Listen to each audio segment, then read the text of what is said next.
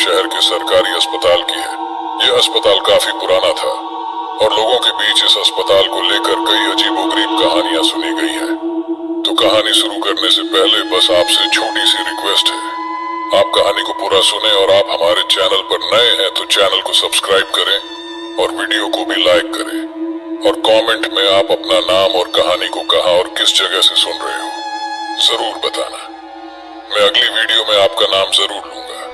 चलिए कहानी को बिना देरी के शुरू करते हैं। दोस्तों, यह हॉस्पिटल गांव से लगभग 2 किलोमीटर दूर था। एक बार की बात है, सुरेश की नई शादी हुई थी। सुरेश की बीबी नेहा पेट से थी। अचानक सुरेश की बीबी की तबीयत इतनी बिगड़ी कि वह बेहोश हो गए। उस दिन लगभग रात के 12 बजे होंगे। सुरेश उस दिन नाइट ड्यूटी पर था। उस दिन सुरेश को बहुत काम था, इसलिए वह उस दिन घर नहीं आ पाया। सुरेश के परिवार वालों को जैसे पता चलता है, वह जल्दी से एम्बुलेंस सेंटर कॉल करके एम्बुलेंस मंगवाते हैं और हॉस्पिटल के लिए रवाना होते हैं। एम्बुलेंस में 4 लोग बैठे हुए थे, एक ड्राइवर और मरीज के साथ 2 और लोग। मरीज की हालत बेहद गंभीर थी।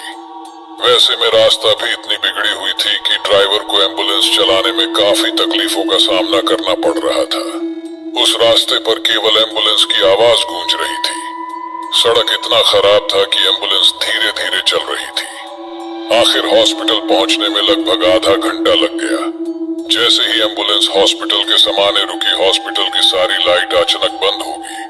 हॉस्पिटल में काम कर रहे कर्मचारियों ने सोचा कि बिजली कट गई होगी, लेकिन फिर से लाइट आ गई। मरीज को एम्बुलेंस से जल्दी निकालकर स्ट्रेचर पर लेकर कमरे में ले जाया गया। तभी अचानक एक तेज हवा चलने लगी। वातावरण बदल गया। हॉस्पिटल की लाइट चालू बंद होने लगी। थोड़ी देर बाद हॉस्पिटल का माहौल शांत हो गया। जल्दी से डॉक्टर मुकेश ने मरीज को एक इंजेक्शन लगाया और ऑक्सीजन का इंतजाम किया। मरीज को लगभग होश आने में 2 घंटे लग गए, लेकिन अभी तक मरीज के पति सुरेश को कुछ पता नहीं था, क्योंकि उस सुरेश के पास परिवार को फोन करने का समय ही नहीं था।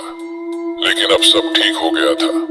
सुरेश के परिवार सुरेश को फोन करने को सोचा, लेकिन अब तो सब कुछ ठीक था, इसलिए उन्होंने सोचा कि अब घर जाके सब कुछ होगा। अचानक मरीज को दरवाजे के बाहर कुछ दिखाई दिया, जैसे कोई इधर उधर जा रहा हो। जैसे ही मरीज अपने बेड से उठकर देखा तो वहां कोई नहीं था। पेशेंट को लगा कि कोई नर्स होगी जो मरीजों को दिखने आई होगी। उसने उसे भ्रम समझकर जाने दिया, लेकिन जैसे ही सुरेश की पत्नी लेटने के लिए बेड पर सोई, तभी उसके सामने एक सफेद साड़ी पहने हुए एक औरत दिखाई दिया। उसकी आंखों खौफनाक और लाल थी। वह सुरेश की पत्नी की ओर बढ़ रही थी। सुरेश की पत्नी डर के मारे चिल्लाई, लेकिन उसकी आवाज उसके गले में ही अटक गई। सुरेश की पत्नी जैसे ही वहां से भागकर दरवाजे की ओर बढ़ी, तभी उसने उसकी पत्नी को वह साया पकड़ लिया। ऐसा लग रहा था कि अब उसकी जान जाने से कोई नहीं रोक सकता। लेकिन तभी कमरे में एक नर्स आती है। जैसे ही नर्स दरवाजे को खोलती है, साया वहां से गायब हो चुकी थी। नर्स पेशेंट की हालात को देखकर घबरा जाती है। वह सुरेश की पत्नी से पूछती है, कोई दिक्कत तो नहीं आपको? सुरेश की पत्नी कुछ कहना चाहिए, पर वह कह नहीं पाई, क्योंकि सुरेश की पत्नी डर के मारे कांप रही थी। उसने तुरंत वहां से अपने परिवार के पास गई और बोली, जल्दी यहाँ से भागो, इस हॉस्पिटल में चुड़ैल है। तभी उनके परिवार वाले पूछते हैं, आखिर क्या हुआ तुम्हें? सुरेश की पत्नी कहती है, मैंने इस हॉस्पिटल में एक औरत को देखी। उसने मुझे पकड़ लिया था और कह रही थी कि इस हॉस्पिटल में जो भी आया वह वापस नहीं गया। यह सुनकर सुरेश के परिवार काफी डर जाते हैं और तुरंत वहां से जाने का निर्णय लिया। जैसे ही ड्राइवर एम्बुलेंस को स्टार्ट करता है, एम्बुलेंस स्टार्ट नहीं होता। एम्बुलेंस को स्टार्ट होने में 10-15 मिनट लग जाता है। एम्बुलेंस स्टार्ट होते हैं, सब कोई एम्बुलेंस में बैठ गए, लेकिन अब जो होने वाला था किसी ने सोचा नहीं था। एम्बुलेंस उसी सुनसान रास्ते पर चलने लगी, लेकिन किसी को नहीं पता था कि आज क्या होने वाला है। थोड़ी दूर जाते ही एम्बुलेंस अचानक से रुक गई।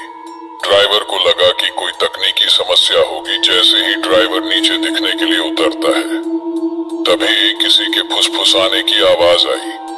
यह आवाज ऐसी थी जिसे सुनकर अब ड्राइवर को भी डर लगने लगा। वह जल्दी से एम्बुलेंस को ठीक किया और वहां से जाने लगा। थोड़ी दूर एम्बुलेंस गया ही था कि रास्ते में फिर वही चुड़ैल सामने खड़ी थी।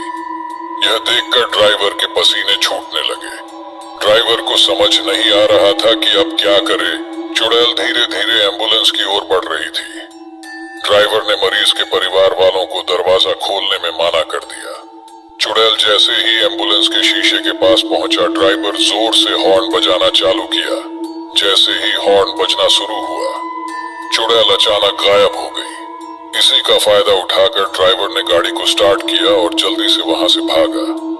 एम्बुलेंस सुरेश के गांव पहुंचा, लेकिन अब ड्राइवर को भी डर लगने लगा था, कहीं फिर वह चुड़ैल रास्ते में ना मिले। यह सोचकर ड्राइवर वही सुबह होने का इंतजार करने लगता है। सुबह जैसे होता है, एम्बुलेंस ड्राइवर हॉस्पिटल के लिए रवाना होते हैं और वह एम्बुलेंस चलाना छोड़ देता है। इधर सुरेश को जैसे ही इसके बारे में पता चलता है, तुरंत सुरेश एक तांत्रिक को बुलाता है। तांत्रिक सुरेश की पत्नी से सारी बातें पूछते हैं। सुरेश की पत्नी तांत्रिक को सारी बातें बताती है और बोलते हैं कि यह एक छलावा था जो तुम्हारे पीछे पड़ा था। अक्सर यह छलावा गर्भवती महिलाओं को अपना शिकार बतानी है। एक बार जिसके पीछे लग गई, उसका पीछा कभी नहीं छोड़ती, जब तक उसकी जान न ले ले। तभी सुरेश ने कहा, इसका कोई उपाय तो होगा पीछा छुड़वाने की। तांत्रिक बोलता है, एक उपाय है, तुम्हें अनुष्ठान करना होगा और आवश्यक सामग्री जुटानी होगी। सुरेश ने तांत्रिक की कही हुई सामग्री इकट्ठा करता है और अगली रात अनुष्ठान करने की पूरी तैयारी करता है। तांत्रिक अनुष्ठान शुरू करने से पहले सुरेश के परिवार को एक ताबीज देते हैं और कहते हैं, कुछ भी हो जाए, कोई अपनी जगह से नहीं हिलेगा। ये चुड़ैल बहुत ही खतरनाक है। तांत्रिक जैसे ही मंत्र विद्या का उच्चारण करता है, एक तेज हवा चलने लगती है, वातावरण बदलने लगाता है, लेकिन तांत्रिक मंत्र विद्या पढ़ना जारी रखता है। जैसे ही चुड़ैल सुरेश की पत्नी के ऊपर आती है, तांत्रिक चुड़ैल से पूछता है, तुम इसके पीछे क्यों पड़े हो? तुम इसे छोड़ दो, इसने तुम्हारा क्या बिगाड़ा है? चुड़ैल बोलती है, मेरे साथ भी एक रात ऐसा ही हुआ था जब मैं प्रेग्नेंट थी और हॉस्पिटल में गई, लेकिन वहां के डॉक्टर ने मुझे नहीं बचा पाया, क्योंकि उन लोगों ने मेरा डिलीवरी करते समय सही से डिलीवरी नहीं किया और मैं मेरा बच्चा दोनों दुनिया को अलविदा कह दिया। अभी तक मुझे शांति नहीं मिली है। तब से मैं उस हॉस्पिटल में जो भी गर्भवती महिला आती है, मैं उसे मार देती हूँ। अब इसे भी मार दूंगी। तभी तांत्रिक बोलता है, तुम्हें मैं शांति दिलाऊंगा, तुम इसे छोड़ दो। और तांत्रिक एक मंत्र पढ़ता है और चुड़ैल सुरेश की पत्नी को छोड़कर चली जाती है। तांत्रिक सुरेश के परिवार को कहता है, अब कोई डर नहीं, ये चुड़ैल हमेशा के लिए चली गई, अब कभी तुम्हारे परिवार को परेशान नहीं करेगी। तांत्रिक सुरेश के परिवार को एक ताबीज देते हैं और कहते हैं, इसे तुम अपने पास रखना। तो दोस्तों, यह थी आज की कहानी। चलो